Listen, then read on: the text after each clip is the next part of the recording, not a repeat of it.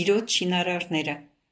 Երբ իմաստությունը խոսում էր, իմ աչքերը բացվեցին այն բանի համար,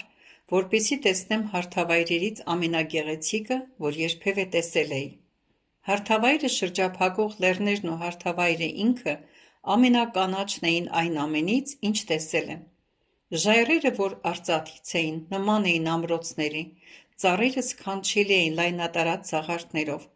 Մեջտեղով հոսում էր մի գետ, որ սնվում էր ամեն լեռից հոսող վտակներով։ Ջուրը կապտավուն գույն ուներ, որը ամենակապույտն էր երբևէ իմ տեսած երանգներից ու գեղեցկորեն համապատասխան էր երկնքի գույնին։ Ամեն մի ծեղը անգամ կատարյալ էր։ Հարթավայրը լի էր կենդանիների շատ տեսակներով, որոնք իրենց տեսակի մեջ լավագույնն էին թվում և չունեին հիվանդություններ կամ սպիներ։ Նրանք լիովին ներդաշնակում էին հարթավայրին ու միմյանց։ Այդպիսի ցանկալի տեղ երկրի վրա ես չեմ տեսել։ Ես խորհում էի, արդյոք այդ հարթավայրը Եդեմի պարտեզն է,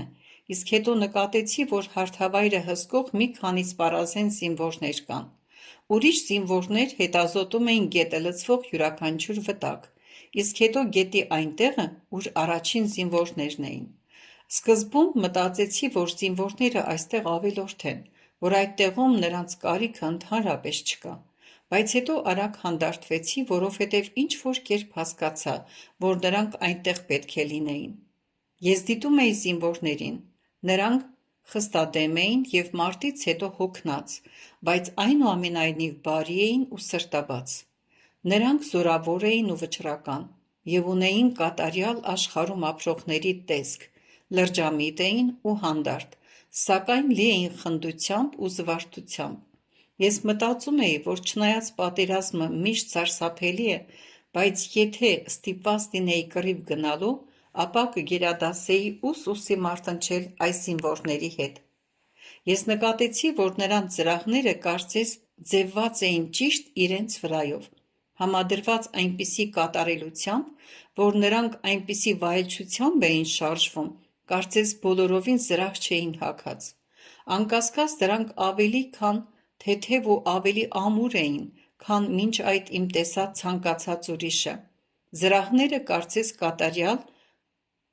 զուգամիտություն էին կազմում ջրի, լեռների և երկնքի գույների հետ, բայց շուտով հասկացա, որ դա պարզապես այդ գույների այնպիսի մաքուր արտացոլումն էր, ինչպես երբեք նախկինում չէի տեսել արտացոլման մեջ։ Զրահները ունեին ոչ երկրային արծաթի գույն, ավելի հագեցած ու մաքուր, քան ցանկացած արծաթը երկրի վրա։ Մինչ ինքս ինձ հարց էի տալիս, թե ովքեր են այդ զինվորները, Տերը սկսեց խոսել։ Իմ հոր տանը շատ բնակարաններ կան։ Այդ զինվորները իմ շինարարներն են։ Իմ յուրաքանչյուր տունը կլինի ամրոց, որտեղից կուղարկեմ իմ բանակները։ Ոմանք ասպետների նման կգնան առջևից կռվելու թշվառների ու զրկվածների համար։ Ուրիշները կգնան որպես փոքր խմբեր, որ գրոհեն թշնամու միջնաբերդերը և կվերադառնան ավարով։ Ոմանց ես կուղարկեմ նվաճելու գլխավոր քաղաքները, որտեղ կսկսեն իշխել իմ ճշմարտությունն ու արդարությունը, իսկ այլոք կմիավորվեն ուրիշ ամրոցների բանակների հետ, ազատագրելու համար ամբողջ ժողովուրդների, նրանց տեղափոխելով իմ ճշմարտության, իմ սիրո և իմ զորության մեջ։ Այդ ամրոցները ոչ թե պարզապես իմ մարդկանց պաշտպանության համար են, այլ իմ բանակները միավորելու, վարժեցնելու և ամբողջ երկրով մեկ ուղարկելու համար։ Ամենախավար ժամանակները շուտով վրա կհասնեն, բայց իմ մարդիկ չեն թաքնվի։ Նրանք կգնան առաջ հաղթելով չարը բարիով։ Նրանք կլինեն հաղթողներ, չսիրելով իրենց կյանքը մինչև ի մահ և ուրիշներին սիրելով ավելի, քան իրենց սեփական կյանքը։ Նրանք կլինեն խիզախներ, որոնց ես առաջ կուղարկեմ նախքան իմ գալուստը։ Նույնիսկ նրանց մարգարեությունները սարսափ կգցեն իմ թշնամիների սրտերի մեջ։ Նրանք ահ չեն ունենա, նրանք կսիրեն, սերը վախից հզոր է, և նրանց սերը կջախջախի վախի զորությունը, որը մարդկությանը ստրկության մեջ է պահել ամենասկզբից։ Քանի որ նրանք ընտրել են ամենօրյա մահը, մահվան երկյուղը ոչ մի զորություն չի ունենա նրանց վրա։ Դա նրանց զորություն է տալիս յուրաքանչյուր թշնամու դեմ, ում զորությունը վախն է։ Ես մեռա մեկ անգամ, բայց հարություն առա հավիտյանս, և ովքեր ճանաչում են ինձ, նրանք կարող են չվախենալ մահվանից։ Այդ պատճառով նրանք, որ ճանաչում են ինձ, իմ հետևից կգան ամեն տեղ, ուր էլ որ գնամ։ Իմ բնակարաններից յուրաքանչյուրը կլինի այնպիսի հարթավայրում, ինչպիսին սա է։ Նրանում կա կյանք, որը երկրի վրա կար նախքան մեղսագործությունը, որովհետև իմ քավության զորությունը կրկին ճշմարիտ կյանք է բերել։ Իմ բնակարանները կհիմնադրվեն միայն այնտեղ, ուր իմ բոլոր վտակները միախառնվում են և մեկ են դառնում։ Իմ շինարարները կգան բոլոր վտակներից, բայց կաշխատեն մեկ եղած։ Ինչպես որ մեծ շենքերը տարբեր վարպետներ են կառուցում, նույնպես և իմ տունը միասին միայն աշխատելով է, որ նրանք կկարողանան կառուցել իմ տունը։ Ինչպես այստեղ տեսնում ես,